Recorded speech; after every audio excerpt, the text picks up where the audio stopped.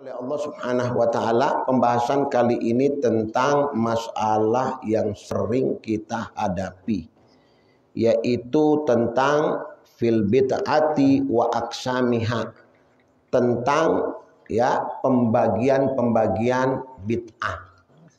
Ya. Ila kam tanqasimul bid'ah. Bid'ah itu terbagi menjadi berapa bagian?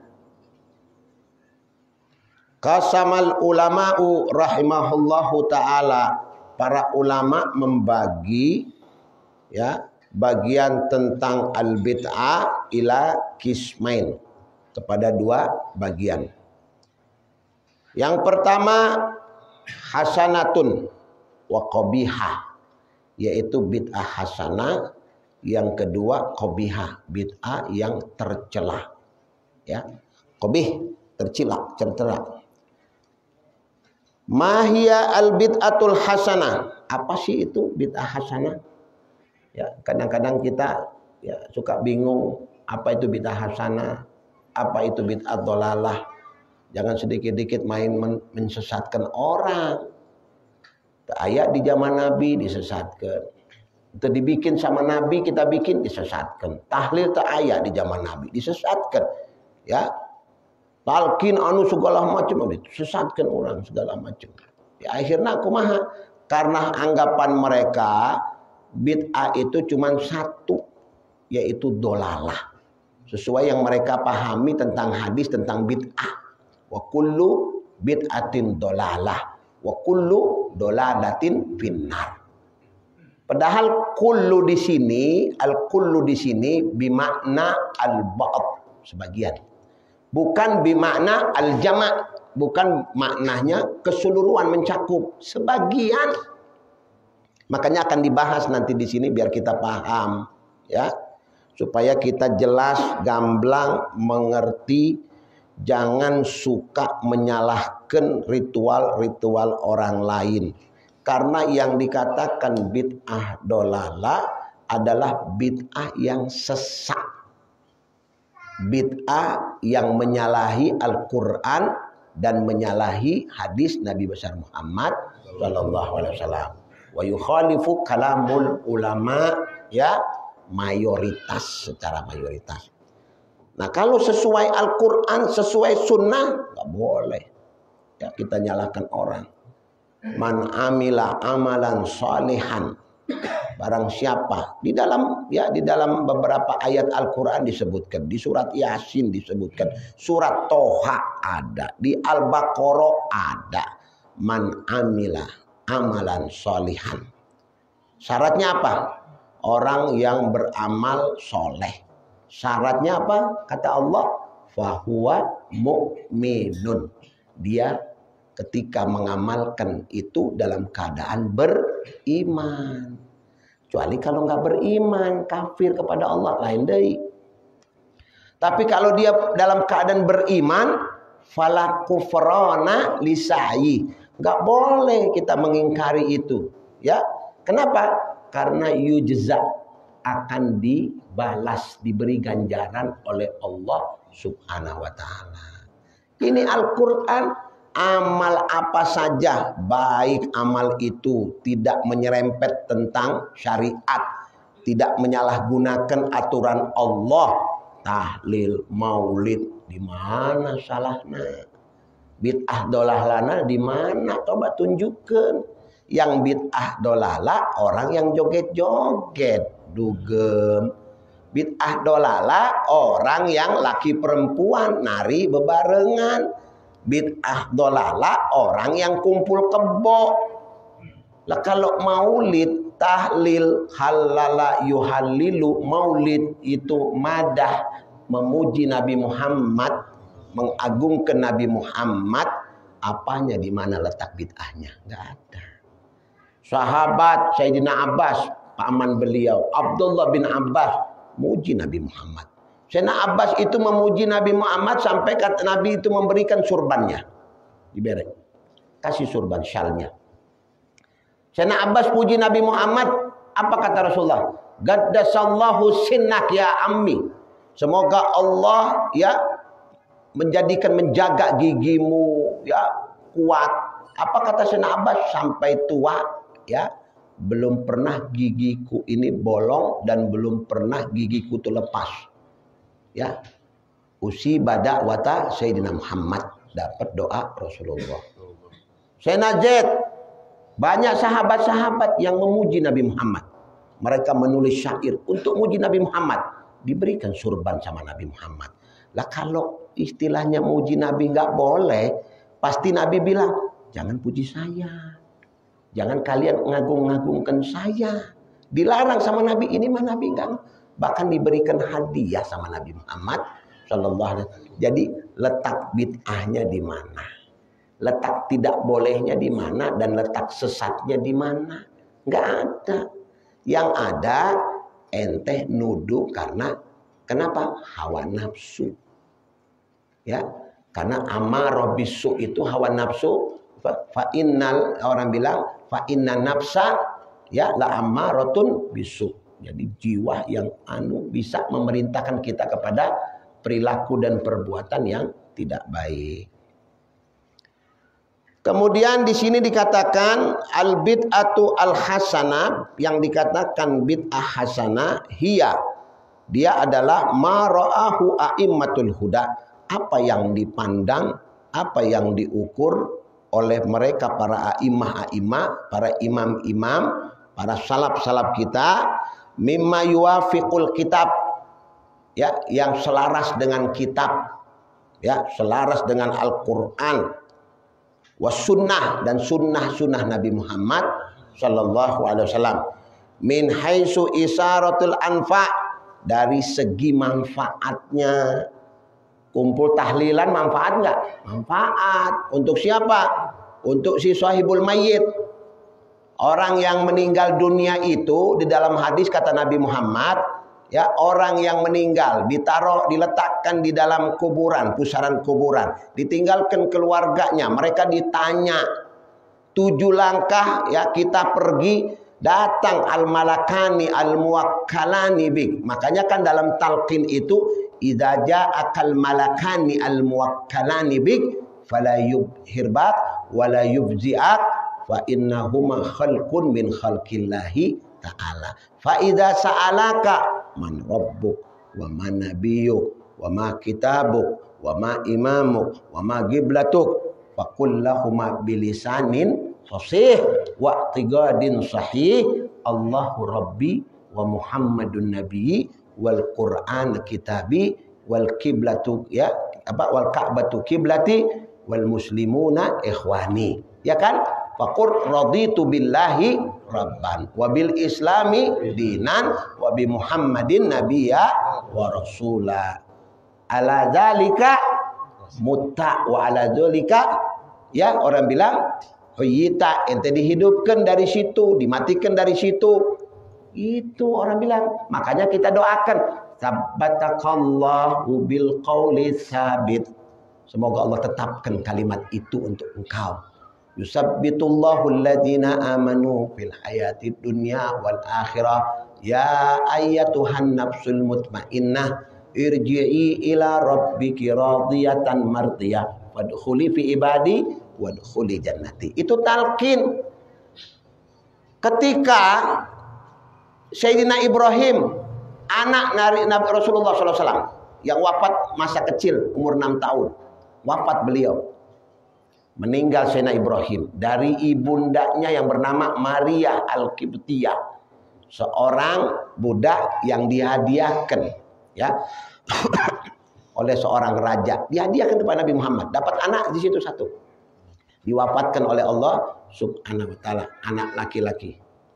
Dibawa sama Nabi, Nabi nangis, kemudian diletakkan di kuburan, didoakan sama Nabi Muhammad, ditalkin, ya Ibrahim, idza ja'akal malakani. Subhanallah, sampai kayak begitu Nabi Muhammad. Sampai kata Sayyidina Umar, ya Rasulullah innahu shaghir, masih kecil. Apa ia perlu dianukan? Sampai Sayyidina Umar menangis. Apa kata Sayyidina Umar? Ya laitani lam akun dzalikal mayyit. Kenapa bukan aku yang didoakan seperti itu oleh Nabi Muhammad? Berkeinginan Sayyidina Umar jadi mayat itu. Kenapa? Saking hebatnya dakwah yang didoakan oleh Nabi Muhammad Padahal belum ada dosa Ibrahim pada waktu itu.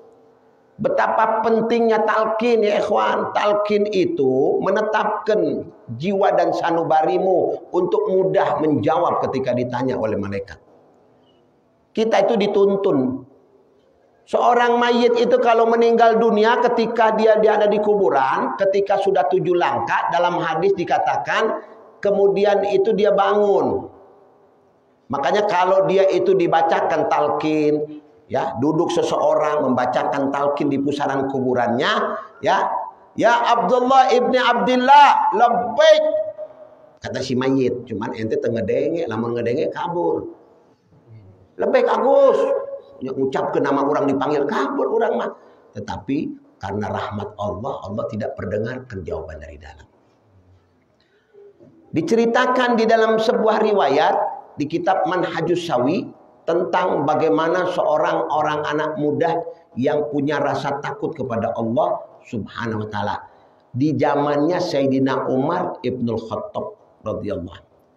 Kana rajulan muladiman bil masjid. Diceritakan di situ ada seseorang anak muda yang selalu dia itu ke masjid. Selalu kemana-mana ingat ke masjid. Masih muda. Sebenarnya yang muda ini lebih mudah untuk terkena maksiat. Ya, lebih mudah mereka itu terpengaruh dengan perempuan dan lain sebagainya. Tetapi subhanallah, anak muda ini qalbuhu muta'alliqun bil masajid. Sebagaimana yang disebutkan oleh Nabi Muhammad, ada 7 ya golongan manusia yang mendapatkan naungan Allah, yang mana pada waktu itu tidak ada naungan ya kecuali naungan Allah. Yauma la dhilla illa dhilluh. Apa diantaranya di situ? Ada Imam Adil di situ, ya. Kemudian rajulun idda'athu imra'atan zatu jamalin, seorang muda dipanggil sama perempuan, dianu segala macam, digoda segala macam. Ini akhafullah, saya takut sama Allah. Sama apa lagi? Rajulun qalbuhu muta'alliqun bil masajid. Seorang anak muda yang hatena selalu punya keterikatan dengan masjid. Kemana-mana azan, ayo ke masjid dulu yuk. Ayo. Diajak orang-orang, ayo ke masjid. Hatena mau di masjid terus. Sholat 5 waktu di masjid. Inilah termasuk kelompok golongan yang nanti akan mendapatkan perlindungan Allah. Di mana matahari itu seperti sejengkal. Antum bisa bayangkan matahari sejengkal seorang. Kumaha panasna orang. Kita aja kadang-kadang kalau udah panas dahsyat aja keringatnya luar biasa. Sampai dikatakan dalam riwayat, ya, pada waktu itu ada orang yang keringatnya sampai batang lehernya. Keringat. Ya, keringat yang naik sampai di atas. Tidak ada naungan pada waktu itu kecuali 7 kelompok ini. Dapat naungan dari Allah Subhanahu wa taala. Makanya selalu nyangkut ke masjid, ingat sholat di masjid. Jangan ngegampang-gampangkeun, ya. Saya kadang-kadang pergi sama beberapa orang, ya, musafir ke Tegal di waktu hari Jumat. Anak musafir, Ustaz. Geus lah. Anak di hotel aja lah, nggak ikut ke masjid. Allah, anak bilang, ajib ente. Mereka tanya sama anak, Ustaz, ini kan rokso dari Allah. Ini kan dapat rokso. Kita dapat orang bilang keringanan dari Allah. Dapat izin dari Allah. Dapat kemudahan dari Allah. Kenapa Ustaz tidak pakai? Biar ente tahu. Guru ana itu, Al-Habib Zain itu paling pagihnya orang. Tapi beliau kalau kemana-mana nggak pernah ninggalin Jumat. Hatta dia musafir.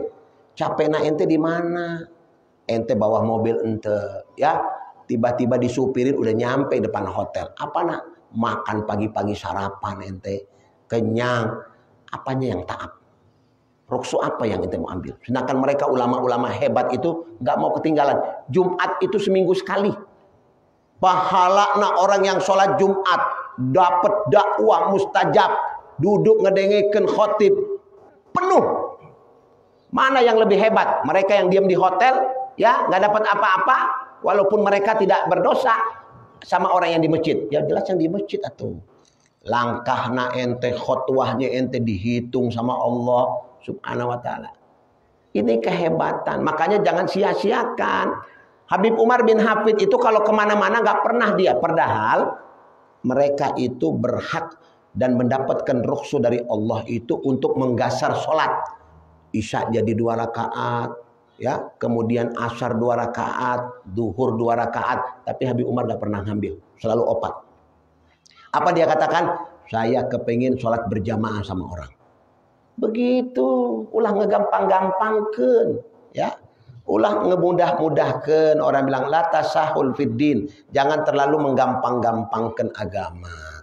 Lihatlah mereka para ulama-ulama, orang-orang soleh, orang-orang yang bertakwa kepada Allah. Mereka itu selalu kepengen dekat sama Allah, kepengen berpahala, sholat. Kalau berjamaah 27 pahalanya, sendiri cuma dapat 1. Sholat Jumat pahalanya berlipat-lipat, hebat. Nggak ada salah, nak. Lamun kita gering, sakit, monggo silakan. Itu rokso dari Allah. Tapi kalau kita sehat, ya jangan sampai kita meninggalkan masjid. Orang yang tidak wajib di hari Jumat itu perempuan karena mereka makruh kalau mereka ke masjid. Ya, mereka itu disunahkan di rumah sholat duhur. Itu perempuan, mazhab Syafi'i.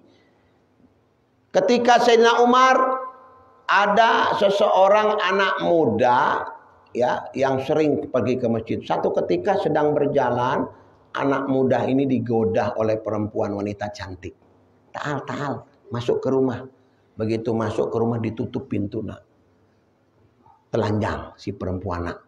Astagfirullahaladzim. Saya tidak berani. Diganggu sama si perempuan. Ya, akhirnya apa? Dipaksa sama si perempuan ini, akhirnya jatuh, dia tersungkur. Dikira si perempuan pingsan, begitu dipegang-pegang membiru dan meninggal dunia. Si perempuan karena ketakutan dilempar di depan rumah, ditaruh. Abahna pulang dari masjid, ngelihat ya anak-anak, ya Allah, anak-anak kenapa? Oh, mungkin jatuh pulang dari masjid apa segala macam. Padahal habis digoda perempuan karena dia takut sama Allah, takut mengingat neraka apa segala macam, dia mati. Mati karena takut kepada Allah. Ada orang-orang yang kalau sudah kayak hebat begitu, dalam keadaan terpepet, mati dia. Karena hope, rasa takut yang berlebihan kepada Allah. Dibawa sama bapaknya, dimandikan, dikafani, dibawa ke masjid. Yang jadi imam Sayyidina Umar bin Khattab. Ini kisah nyata. Disolati sama Sayyidina Umar, dibawa ke kuburan sama sahabat-sahabat. Selesai begitu, ya, dibuka kuburannya, dipendam, ditutup. Berdiri Sayyidina Umar di pusaran kuburannya, ya. Wa amma, baca ayat Sayyidina Umar. Wa amma man khafa rabbi wa nahan nafsa anil hawa fa innal jannata hiyal ma'wa. Kalau orang itu takut, ya, jiwanya ya, di dalam ayat lain orang bilang wa amma man khafa maqama rabbih, ya. Kemudian dia mendapat apa? Falahu jannatan, dapat 2 surga. Mendapat 2 surga dari Allah Subhanahu wa taala. Ketika baca ayat ini Sayyidina Umar, fasami'a min dakhilil qabr, terdengar suara jawaban dari dalam kubur itu, qala ya Umar qad a'taituhuma. 2 surga itu telah Allah berikan kepada aku. Langsung dari dalam kubur. Didengar oleh Sayyidina Umar bin Khattab. Jadi orang kalau takwa sama Allah itu luar biasa. Ya, nggak mengenal tempat, tetap barometernya Allah Subhanahu wa ta'ala. Rasa takut kepada Allah Subhanahu wa ta'ala. Makanya penting untuk kita memahami dan mengerti. Di sini juga disebutkan wadzalika kafi'li sahaba fi jam'il Qur'an fil mushaf. Ente mau bilang apa ketika di zamannya Sayyidina Umar, Sayyidina Z, ya, seorang pencatat wahyu, meminta kepada Sayyidina Umar itu untuk mengumpulkan Al-Qur'an. Karena Al-Qur'an pada waktu itu di zaman Nabi Muhammad, ya, berserakan. Ditulis di kulit-kulit, ditulis di daun-daun kelopak korma, itu Al-Quran. Nggak seperti yang kita lihat Al-Quran berbentuk. Tidak seperti Al-Quran yang kita lihat berbentuk. Yang di luar silakan masuk, dalam masih kosong, fadhol. Yang di luar silakan masuk, dalam masih kosong. Ya. Fadhol ya Ustaz. Al-makan wasi' wadih. Fadhal. Kalau majelis ilmu itu kata ulama paling enak tajahama, ya. Tajahama itu bersempit-sempitan kalau majelis taklim. Bersempit-sempitan, kenapa? Karena rahmat dan malaikat Allah turun. Supaya kita kebagian dapat nadrah, dapat penglihatan dari mereka dan dapat restu dari Nabi Muhammad sallallahu alaihi wasallam. Kemudian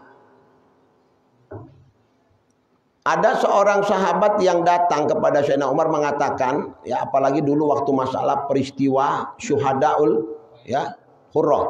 Syuhadaul Hurrah itu jumlah mereka 70 nafar, 70. Fagutilu, dibunuh. Sampai Nabi Muhammad marah. Dibunuh penghafal Al-Qur'an, dijadikan delegasi oleh Nabi Muhammad, ya, utusan untuk juru melobi di sana. Sesampainya di sana dibunuh mereka 70 orang itu. Nggak fair orang-orang kafir Quraisy itu, mengkhianati perjanjian. Ini kan delegasi. Delegasi ini kan orang bilang apa? Tim khusus untuk ngelobi ke sana, ya, untuk perdamaian. Nggak boleh dibunuh. Makanya orang-orang pembawa di kerajaan-kerajaan itu, orang yang membawa surat dari raja untuk si raja pulang nggak boleh dibunuh. Kenapa? Dia utusan, Rasul namanya itu, utusan. Nggak boleh ente ganggu. Jangan orang jadi delegasi kemudian ente bunuh, nggak boleh, karena mereka bukan pengintai, ya, bukan intelijen, ya. Mereka itu suruhan dan untuk memberikan kesepakatan damai, ya. Jadi bukan untuk ngukur musuh. Dibunuh fakutilu, marah Nabi Muhammad, marah Rasulullah, sampai Nabi itu ya kunut nazilah namanya, 1 bulan itu Nabi Muhammad nggak berhenti. Allahumma ahlikhum, hancurkan mereka, doa sampai turun ya teguran dari Allah kepada Nabi Muhammad, kafa ya Rasulullah, cukup. Jadi ini yang diambil sama mereka, bahwa Nabi pernah kunut subuh berhenti. Ini kelirulah mereka, bukan kunut subuh, kunut najilah. Kunut najilah itu dilakukan kalau ada kejadian kepada umat Islam. Itu ada saudara kita dibantai ya di Palestina, itu kita kunut najilah. Ayo waget tiap sholat apa aja ente, bukan cuma subuh. Kalau subuh mah kunut khusus. Di apa saja, mau zuhur, mau asar, mau maghrib, itu namanya kunut an-nazilah. Ya, an-nazilah ada sesuatu yang terjadi kepada kaum muslimin, pembantaian, itu kita doakan. Ya Allah, kembalikan kekuatan orang-orang Palestina, Masjid Al-Aqsa kembalikan, itu kita doa. Hancurkan orang-orang kafir, begitu. Itu diperbolehkan. Nabi itu 1 bulan lebih berdoa ketika syuhada ya Hurrah. Kenapa dibilang Hurrah? Panas, har, syadidul har, panas waktu itu, dibantai mereka di Madinah kuburannya. Anak pernah ziarahin syuhada Hurrah 70. Hufat, penghafal Al-Quran, luar biasa. Nangis Nabi Muhammad 1 bulan Nabi berdoa. Nah, ini kata orang-orangnya itu, Nabi ente aja itu dia bilang kunut, nggak berhenti Nabi, ditegur sama Allah. Udah, jangan kunut deh. Nah, ini dipakai dalil sama mereka. Ya, sebelum pakai kunut, pakai, Nabi sampai meninggal dunia kunut nggak pernah lepas Rasulullah. Hadisnya kuat, makanya baca hadis, ya, pahami hadis, baca ilmu mustalahul hadis yang dikarang oleh Sayyid Muhammad Al-Maliki, Mekah, Rusyaifah, Al-Haramain. Itu hebat kitab-kitabnya. Banyak kitab-kitab beliau itu. Ya, orang bilang Syama'il, Al-Muhammadiyah, orang bilang luar biasa, baca. Syekh Muhammad itu Masya Allah, penulis ulung. Ya, banyak kitab-kitabnya membawa inspirasi yang luar biasa terhadap ahli sunnah wal jamaah. Ya. Jadi kita pahami dan kita mengerti. Makanya dari zaman Sayyidina Umar tidak terrealisasikan. Kemudian di zaman Sayyidina Utsman bin Affan baru direalisasikan. Dibukukanlah itu Al-Quran. Disampulkan. Sampai yang ada sama kita sekarang. Ayo, itu apa namanya? Bid'ah. Bid'ah apa itu? Hasanah. Kenapa? Di zaman Nabi itu dibikin. Di zaman Nabi itu dibikin. Tapi di zaman sahabat dibikin sampai ke kita sekarang. Nah, orang-orang yang ada di Saudi itu ngebid'ah-bid'ahkeun. Ya, dia percaya sama bid'ah sana. Aya naon ente yang aya di dieu bid'ah-bid'ahkeun. Nah, kenapa ente berbeda sama yang di sana? Bukan di sana tempat barometer. Nah, Gitu. Ai naon di dia lamun salat, jempol-jempol na orang dicari, kelingking-kelingking na orang dicari. Bikin orang geli we kadang-kadang, dempet mau ngapain itu mau perang. Sampai begini kakinya kadang-kadang sengkat jatuh. Ulah begitu kata Nabi. Sufufakum, luruskan kata Nabi Muhammad. Itu perintah. Saya mau tanya, aqimu sufufakum. Ya, luruskan, tegapkan. Sop-sop kalian. Kira-kira kalau bicara aqimu atau sufufakum, rapatkan. Kumaha kalau yang ngejingkek begini kumaha? Masuk dalam rapat kan tuh? Ente. Nih kata Nabi, aqimu. Yang lempeng, ulah miring begini atuh. Subhanallah. Ini kita memahami hadis ya. Pembahasan kita ini tentang ahli sunnah wal jamaah, dalil-dalil ahli. Ini kitab ya, Al-Ajwibah Al-Ghaliyah. Hebat ini kitab, anak kasih tahu sama antum. Di Mesir dipelajari ini. Kitab-kitab Habib Zain itu penuh dengan cahaya nur. Ini sebetulnya kunci kita ahli sunnah wal jamaah. Jadi ajangan-ajangan kiai-kiai mesti baca ini buku. Di sini dalilna disebutkan oleh Habib Zain. Kumaha lamun kieu, kumaha lamun kieu. Ada hadis Nabi yang mengatakan ini terus kumaha disebutkan semua.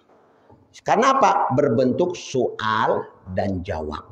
Ayat pertanyaan dijawab sama Habib Zain. Ayat pertanyaan Habib Zain yang bikin. Kumaha lamun ditanya kieu, jawabanna kieu. Jadi orang ahli sunnah mesti paham ini. Mereka-mereka yang mondok mesti belajar ini kitab. Kunci. Jadi lamun ditanya orang, dalilnya tahlil mana? Dalilnya apa? Maulid mana? Ada di sini. Hebat ini kitab luar biasa. Simple, nggak terlalu tebel-tebel, tetapi luar biasa. Dan Habib Zain menggunakan kalimat-kalimat kata-kata yang mudah untuk dicerna, dipahami. Ya sastranya nggak terlalu tinggi Habib Zain kalau bikin kitab. Tapi semua kalangan bisa menerima. Itu hebat. Ini kitab dibawa sama orang-orang yang S1, S2 juga mereka tunduk. Ya, nggak bisa berbicara dengan dalil-dalilnya. Kenapa?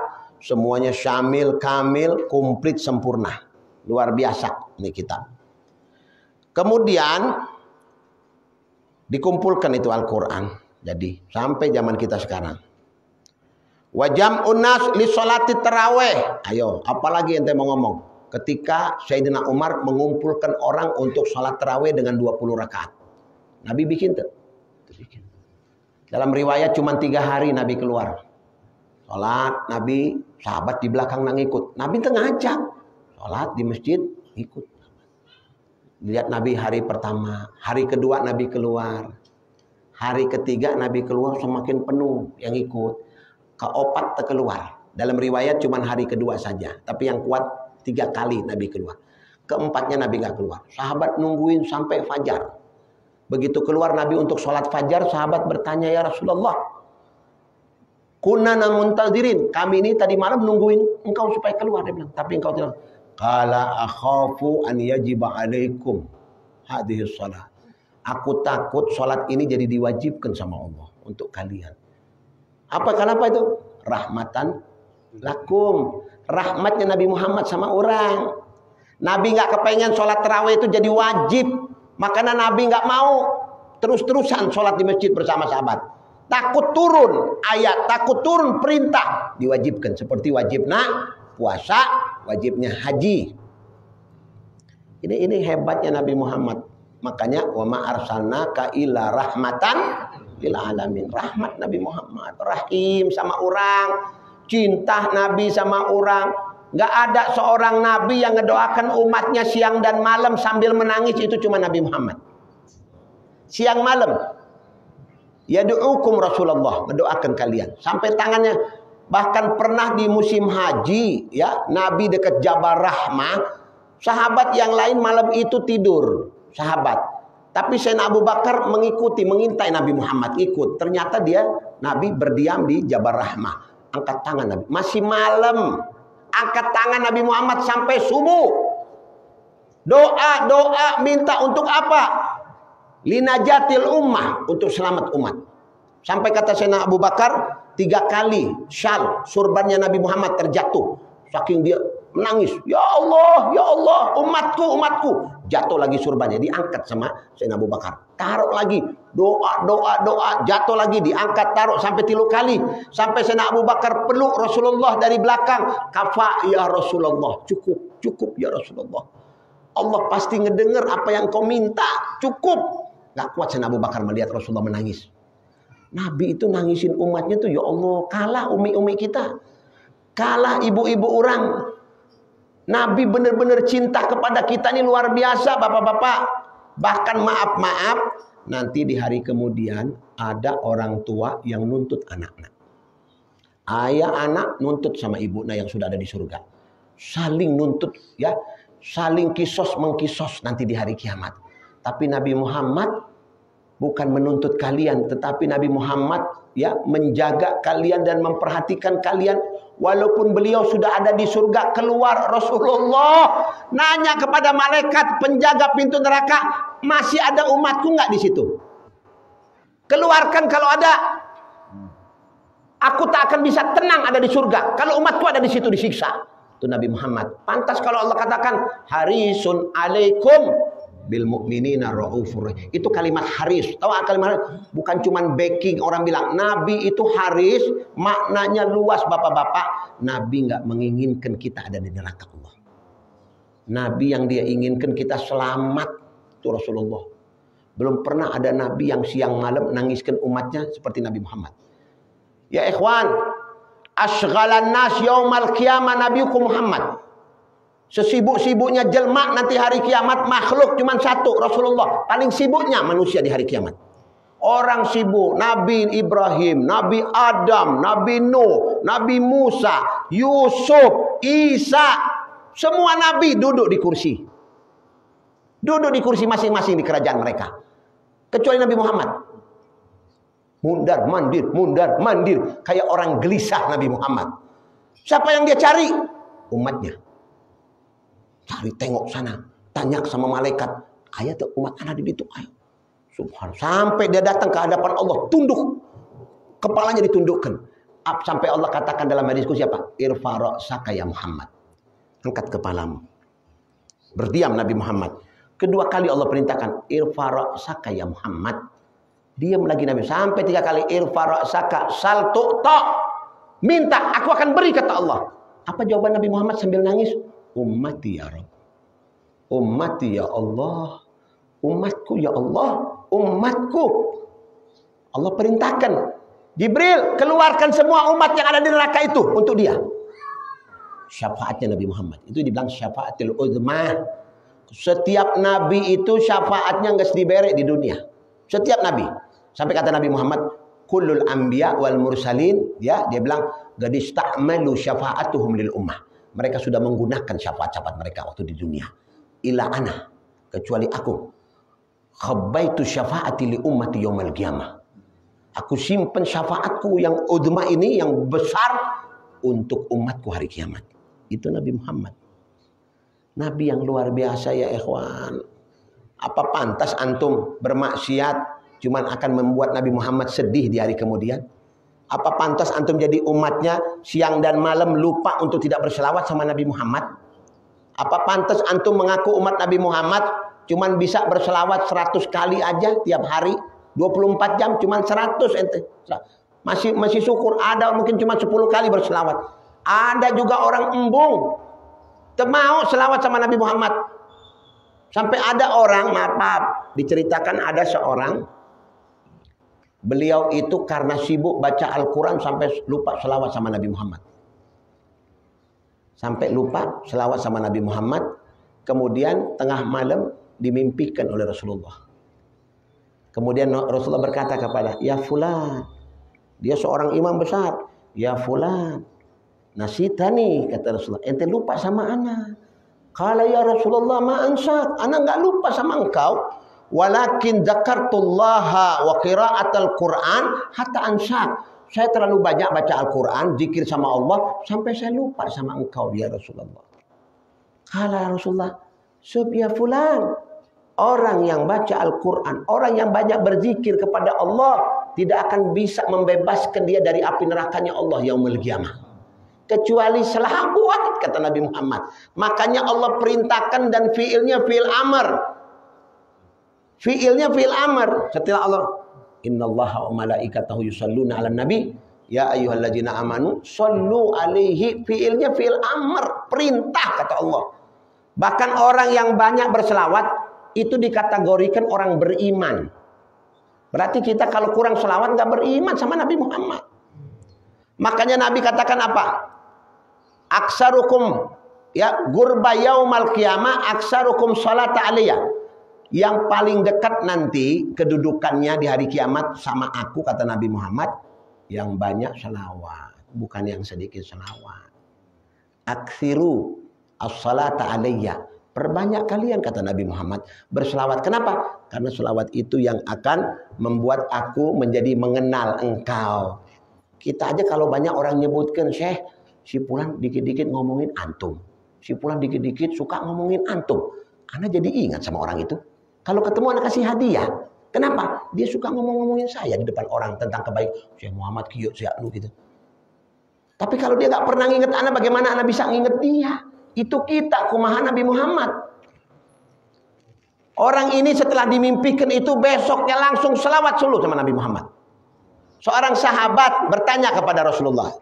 Ya Rasulullah, apa amal yang paling baik aku lakukan setiap hari? Selawat kepada aku, kata Rasulullah. Berapa kali ya Rasulullah? Berapa kali engkau? Kalau begitu ya Rasulullah, dia bilang, mungkin aku akan berikan sekian untuk berselawat kepada engkau. Lah karena ahsan, kata Rasulullah, itu bagus. Apa perlu ditambah lagi? Itu bilang, kalau engkau tambah lagi lebih baik, kata Nabi. Kalau begitu separuh ya dari waktu ini untuk kuberikan berselawat kepada engkau. Apa itu lebih, ada yang lebih bagus dari itu ya Rasulullah? Tambah lagi, kata Rasulullah. Apa dia katakan? Kalau begitu ya Rasulullah, sepanjang hariku 24 jam aku berselawat kepadamu. Apa kata Nabi Muhammad? Tukfahammuk. Semua keinginan ente akan Allah penuhi. Walakal jannah, tempatmu di surga. Siapa yang ngomong ini? Nabi Muhammad. Berarti sepanjang waktu kita kalau kita berselawat sama Nabi Muhammad, selamat. Ya ikhwan, berapa kali saya katakan, semua amal-amal kita, kebaikan kita, itu akan diperhitungkan sama Allah. Disortir, disaring, ditapis. Kalau ada ujub, ada ria, ada hal-hal yang gak bagus, disingkirkan sama Allah. Gak diterima. Illa salata ala Nabi. Kecuali salawat sama Nabi Muhammad. Gak pakai disaring. Allah terima. Mau ente salawat sombong, mau ente kepengen dipuji orang, mau ente salawat bercanda, guyon. Allahumma sholli alaih, Allahumma sholli alaih, bercanda. Mau ente orang bilang bikin onar dengan selawat, diterima oleh Allah. Apa enggak hebat selawat? Mau bercanda, mau main-main, Allahumma sholli ala Muhammad, Allahumma sholli ala Muhammad. Supaya diketawain orang, Allah diterima selawat ente. Enggak ada yang dilepas, 10 kali diterima. Dan hebatnya selawat, berapa kali saya katakan dalam hadis Nabi, man shalla alayya wahidan sallallahu biha asyrah. Siapa orang selawat sama aku 1 kali dibalas 10 kali sama Allah. Ana mau nanya mantum, ada amalan yang lebih dari itu? Cuman selawat. Ente baca Quran 1 kali 1 kali. Tapi ente selawat 1 kali bayar 10. Ente sodako 1000 kita dapat. Ya, jangan menghayal lebih dari itu. Tetapi selawat sama Nabi Muhammad 1 kali, ente dibalas oleh Allah 10 kali, diampunkan dosa ente oleh Allah Subhanahu wa taala. Maghfur. Makanya selawat ini sampai Allah perintahkan kepada kita untuk apa? Keselamatan kita di kubur, keselamatan kita indal mizan, keselamatan kita ketika murur jembatan Shiratal Mustaqim, keselamatan kita ketika terbang kitab kita dari belakang, dari samping, dari depan atau dari kiri, itu yang akan menyelamatkan kita. Dan termasuk ketika kita mau berbaris masuk ke dalam surganya Allah.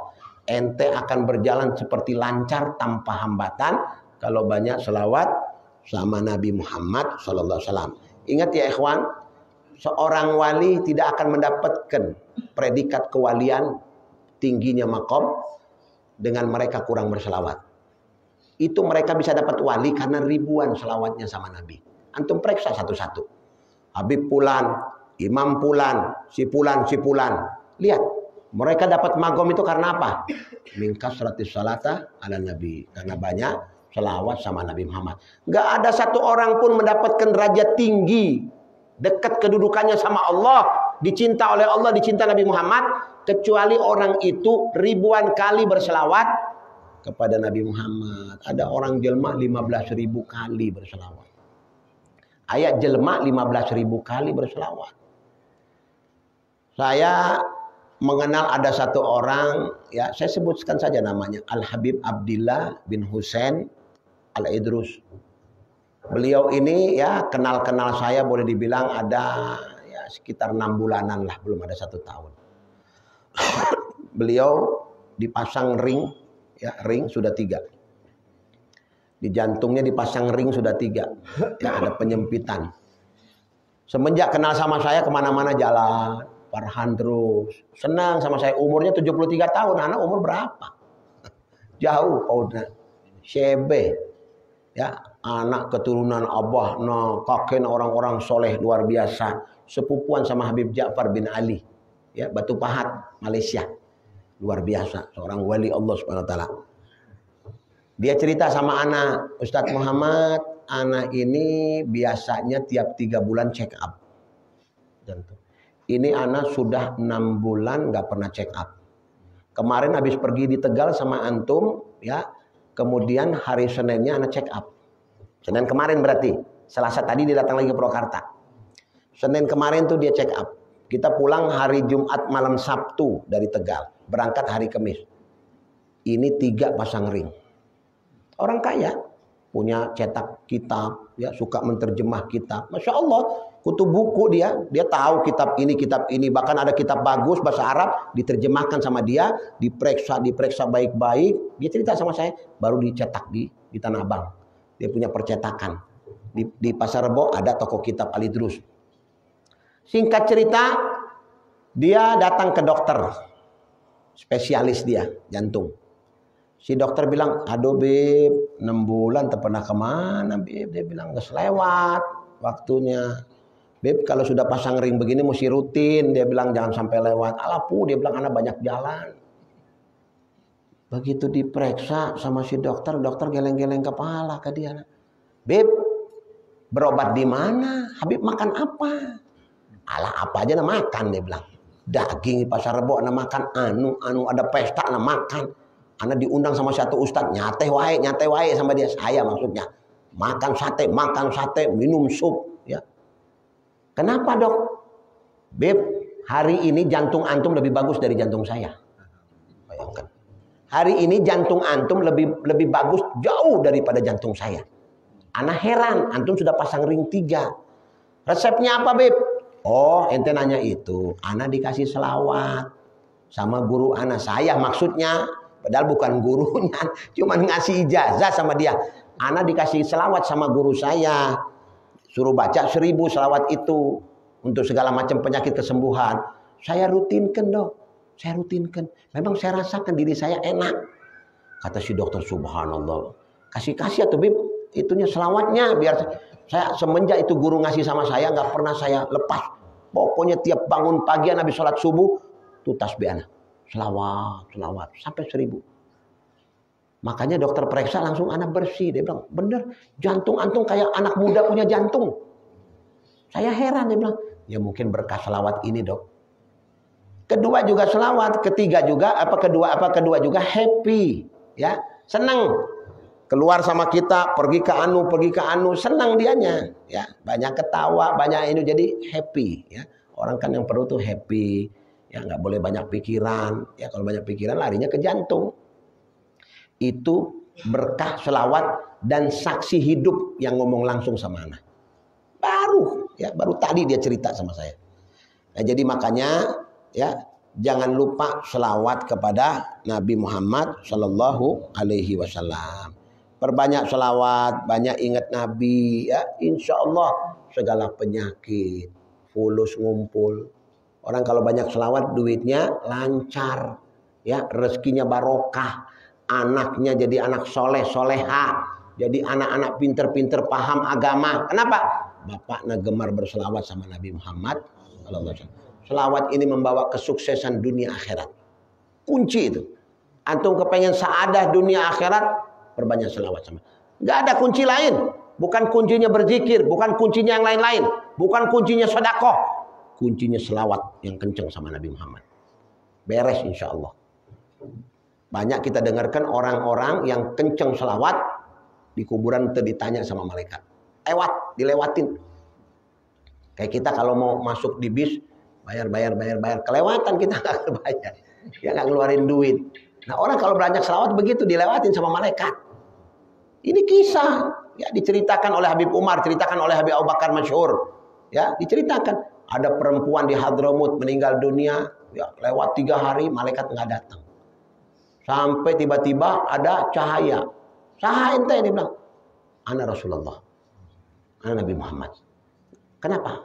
Ya Rasulullah saya bingung. Dari mulai saya ditanam di dia 3 hari itu didatangi malaikat. Mana yang nanya malaikat-malaikat? Kan dalam talqin begitu, kalau datang malaikat jawab begini. Kata Rasulullah, bagaimana mereka mau bertanya kepada engkau sedangkan lisanmu penuh dengan selawat kepada aku. Ini lidah, malaikat tahu nih banyak selawat, sinarna beda.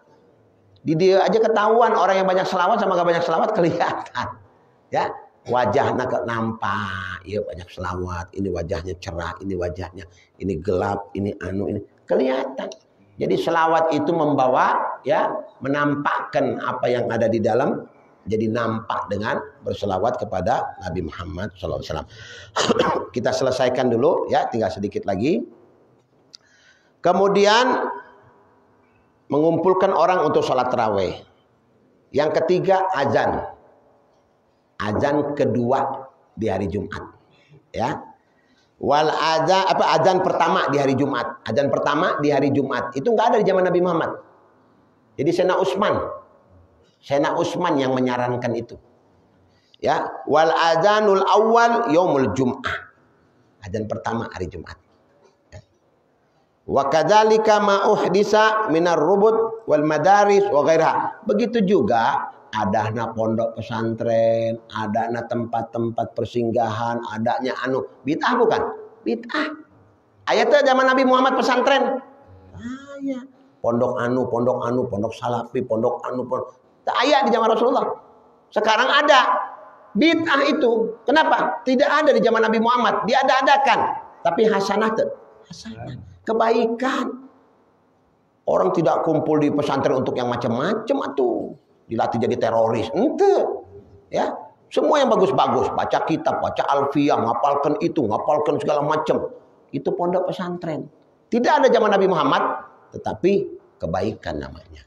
Makanya Sayyidina Umar bin Khattab ketika habis ngumpulkan orang sholat, ya, diangkat Sayyidina Ka'ab, Ubay bin Ka'ab. Ubay bin Ka'ab itu hafal Al-Quran, suaranya merdu, enak. Mungkin lebih enak dari Abdurrahman Sudaisi. Ya, Sayyidina Ka'ab, ya, orang bilang Ubay bin Ka'ab sholat 20 rakaat.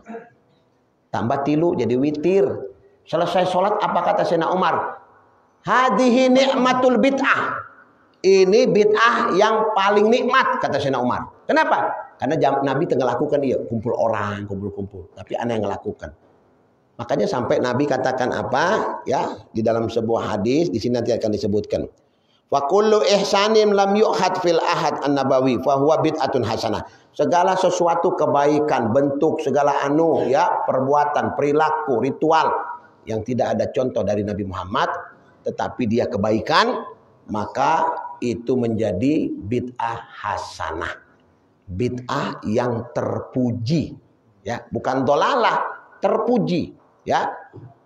Kemudian yusabu alaiha, dapat pahala kalau dikerjakan. Jadi jangan bilang nggak ada pahala. Tahlil daripada ente kumpul-kumpul ngongkok-ngongkok di situ, ya, ngomong ngalur ngidul, ngomongkan batur, tak ya pahala. Tapi duduk-duduk tahlil, halala yuhalilu, mengesahkan Allah, transfer. Mayit kalau dimasukkan di kuburan kata Nabi Muhammad, mereka itu kal gharib, seperti orang yang tenggelam di lautan. Butuh bantuan. Orang kalau sudah di lautan, yang dia butuhkan apa? Ban. Ya, ban dalam. Ban dalam dilempar, cuy. Bisa berenang. Itu kalau orang gak sekelep di lautan, tak berdaya. Lautan, jago berenang dimanapun juga ente pasti kojor gitu. Hatta ente jago berenang aku mah. Juara di Amerika. Coba lepas di laut. Bertepi. Siang malam kembung perut. Ya, keluar melendung jadi gentong. Berdaya. Naik ente dari kapal laut. Lemparkeun. Woi, butuh naon? Yuk emas yuk batangan yuk. Bakal mau. Tambah kelelep dikasih emas. Apa yang dia butuhkan? Ban butut yang berharga waktu di dunia. Ban dalam butut dibuang sama orang, itu lebih berharga. Balon lebih berharga daripada emas. Coba nanti, yuk 200 kilo, 500 kilo, mau nggak ente mau? Nggak ada yang mau. Kenapa? Lagi kelelep. Begitu juga orang yang sudah meninggal dunia, butuh bantuan, butuh transfer. Bukan transfer duit, transfer yasin, transfer doa, transfer kulhu, bacaan-bacaan ayat. Itu yang mereka butuhkan ya dari orang. Nah, makanya ya hal-hal yang seperti ini dalam ahli sunnah wal jamaah dikemas rapi oleh ulama-ulama kita. Fa kullu minal qurabati al mardiyah, semua hal-hal ya yang mendekatkan keridhaan Allah. Ya, mendapatkan kedekatan dalam ridho Allah Subhanahu wa taala. Fa kullu ihsanin lam yu'ad fil adi nabawi ya asana yusab bidalil qauli ta'ala man sanna sunnatan hasanatan fil Islam. Barang siapa yang melakukan satu perbuatan sunnah hasanah baik dalam Islam, falahu ajruha. Ini hadis Nabi. Dia dapat pahala. Wa ajru man amila biha ba'dahu. Orang yang mengerjakan setelah dia dapat pahala juga. Ana ngasih contoh sama murid. Murid ngamalkan, dia dapat pahala, ana dapat pahala. Ya, min ghairi an yanqusa min ujurihim, tanpa mengurangi pahala yang ana punya. Jadi dia dapat, ana dapat.